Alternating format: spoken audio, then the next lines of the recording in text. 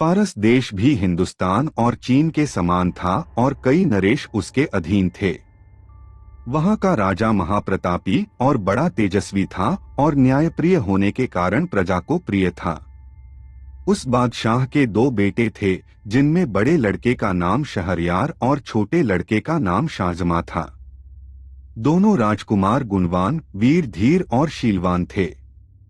जब बादशाह का देहांत हुआ तो शहजादा शहरयार गद्दी पर बैठा और उसने अपने छोटे भाई को, जो उसे बहुत मानता था, तातार देश का राज्य, सेना और खजाना दिया।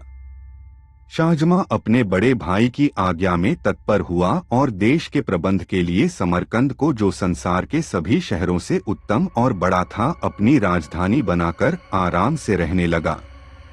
जब उन दोनों को अलग हुए 10 वर्ष हो गए तो बड़े ने चाहा कि किसी को भेजकर उसे अपने पास बुलाएं। उसने अपने मंत्री को उसे बुलाने की आज्ञा दी और मंत्री यह आज्ञा पाकर बड़ी धूमधाम से विदा हुआ। जब वह समरकंद शहर के समीप पहुंचा तो शाहजमा यह समाचार सुनकर उसकी अगवानी को सेना लेकर अपनी राजधानी से रवाना हुआ और शहर के बाहर पहुंचकर मंत्री से मिला। वह उसे देखकर प्रसन्न हुआ। शाहजमा अपने भाई शहरयार का कुशलक्षेम पूछने लगा। मंत्री ने शाहजमा को दंडवत कर उसके भाई का हाल कहा। वह मंत्री बादशाह शहरयार का परम आज्ञा पालक था और उससे प्रेम करता था। शाहजमा ने उससे कहा कि भाई, मेरे अग्रज ने तुम्हें मुझे लेने को भेजा, इस बात से मुझको अत्यंत हर्ष हुआ। उनकी आज्ञा मेरे शिरोधार्य है। अगर भगवान ने चाहा तो 10 दिन में यात्रा की तैयारी करके और शासन में अपना प्रतिनिधि नियुक्त कर तुम्हारे साथ चलूंगा। तुम्हारे और तुम्हारी सेना के लिए खाने पीने का प्रबंध सब यहीं हो जाएगा। अतएव तुम इसी स्थान पर ठहरो। अतएव उसी स्थान पर खाने पीने आदि की व्यवस्था कर दी गई और वे वहां रहे। इस अवसर पर बादशाह ने यात्रा की तैयारियां की और अपनी जगह अपने विश्वास पात्र मंत्री को नियुक्त किया। एक दिन सायं अपनी बेगम से, जो उसे अति प्रिय थी, विदा ली और अपने सेवकों और मुसाहिबों को लेकर समरकंद से चला और अपने खेमे में पहुंचकर मंत्री के साथ बातचीत करने लगा। आधी रात होने पर उसकी इच्छा हुई कि एक बार बेगम से फिर मिलाऊं।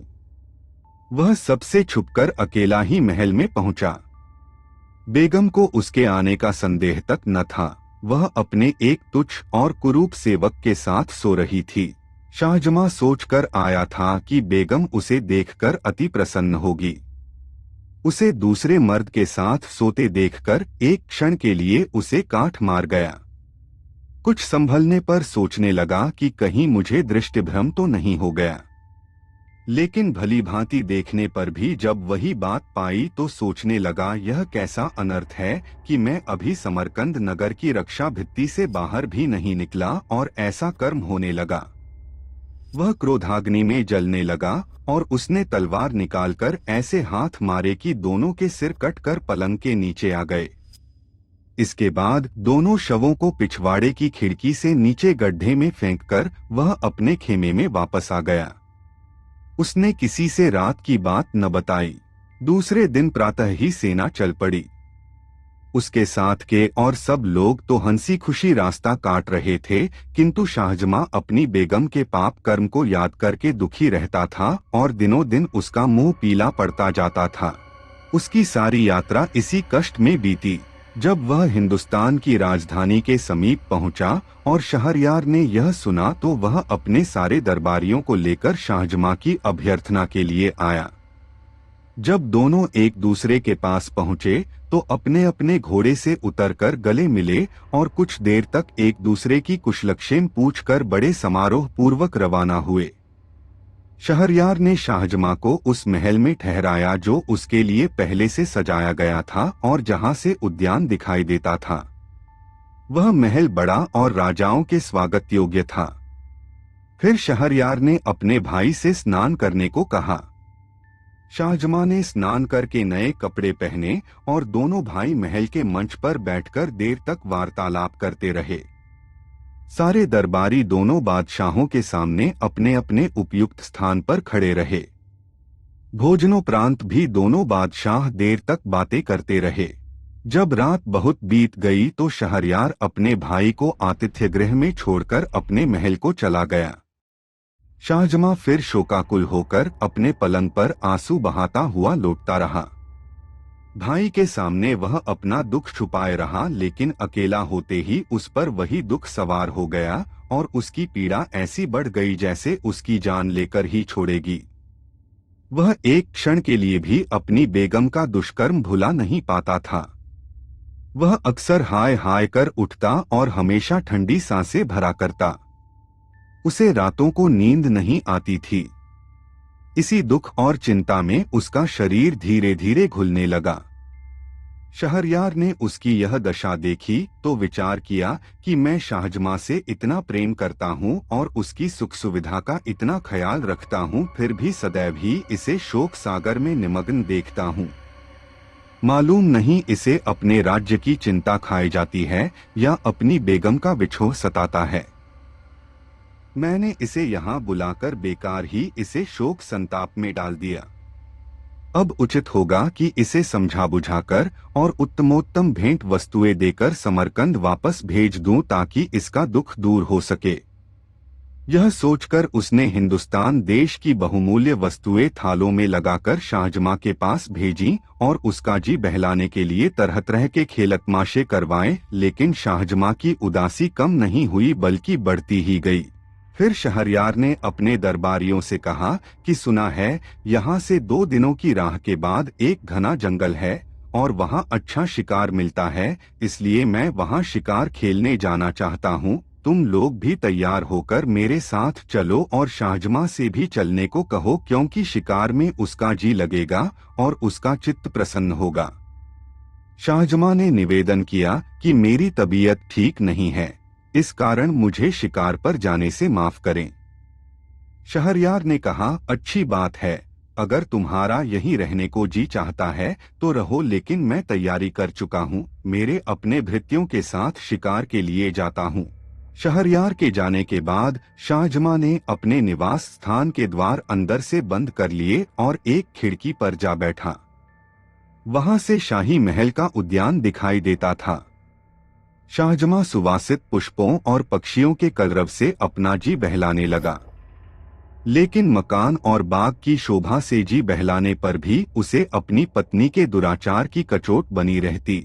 जब संध्या हुई तो शाहजमां ने देखा कि राजमहल का एक चोर दरवाजा खुला और उसमें से शहरयार की बेगम 20 अन्य स्त्रियों के साथ निकली। वे सब उत्तम वस्त्रों और अलंकारों से शोभित थीं और इस विश्वास के साथ कि सब लोग शिकार पर चले गए हैं, बाग में आ गईं। शाहजमां खिड़की में छुपकर बैठ गया और देखने लगा कि वे क्या करती हैं। दासियों ने उन लबादों को उतार डाला जो पहनकर वे महल से निकली थीं। अब उनकी सूरत स्पष्ट दिखाई देने लगी। शाहजमां को यह देखकर आश्चर्य हुआ कि जिन 20 को उसने स्त्री समझा था उनमें से 10 हबशी मर्द थे। उन 10 ने अपनी अपनी पसंद की दासी का हाथ पकड़ लिया। सिर्फ बेगम बगैर मर्द की रह गई। फिर बेगम ने आवाज दी, मसूद मसूद। इस पर एक हृष्ट-पुष्ट हबशी युवक जो उसकी आज्ञा की प्रतीक्षा में था एक वृक्ष से उतरकर बेगम की ओर दौड़ा और उसका हाथ पकड़ लिया। उन 11 हबशियों ने 10 दासियों और बेगम के साथ क्या किया उसका वर्णन मैं लज्जावश नहीं कर सकूंगा। इसी भांति वे आधी रात तक बाग में विहार करते रहे। फिर बाग के हौज में नहाकर बेगम और उसके साथ आए 20 मर्द औरतों ने अपने कपड़े पहने और जिस चोर दरवाजे से आए थे उसी से महल में चले गए और मसूद भी बाग की दीवार फांदकर बाहर चला गया। यह कांड देखकर शाहजमां को घोर आश्चर्य हुआ। उसने सोचा कि मैं तो दुखी हूं ही, मेरा बड़ा भाई मुझसे भी अधिक दुखी है। यद्यपि वह अत्यंत शक्तिशाली और वैभवशाली है, तथापि इस दुष्कर्म को रोकने में असमर्थ है। फिर मैं इतना शोक क्यों करूं? जब मुझे मालूम हो गया कि यह नीच कर्म संसार में अक्सर ही होता है, तो मैं बेकार ही स्वयं को शोक सागर में डुबोए दे रहा हूं। यह सोचकर उसने सारी चिंता छोड़ दी और साधारण रूप से रहने लगा। पहले उसकी भूख मिट गई थी, अब वह जाग गई और वह नाना प्रकार के स्वादिष्ट व्यंजन मंगाकर खाने लगा और संगीत नृत्य आदि का आनंद लेने लगा। जब शहरयार शिकार से लौटा तो शाहजमां ने बड़ी प्रसन्नतापूर्वक उसका स्वागत किया। शहरयार ने उसे शिकार किए हुए बहुत से जानवर दिखाए और कहा कि बड़े खेद की बात है कि तुम शिकार पर नहीं गए, वहां बड़े आनंद की जगह है। शाहजमां बादशाह की हर बात का हंसी खुशी उत्तर देता था।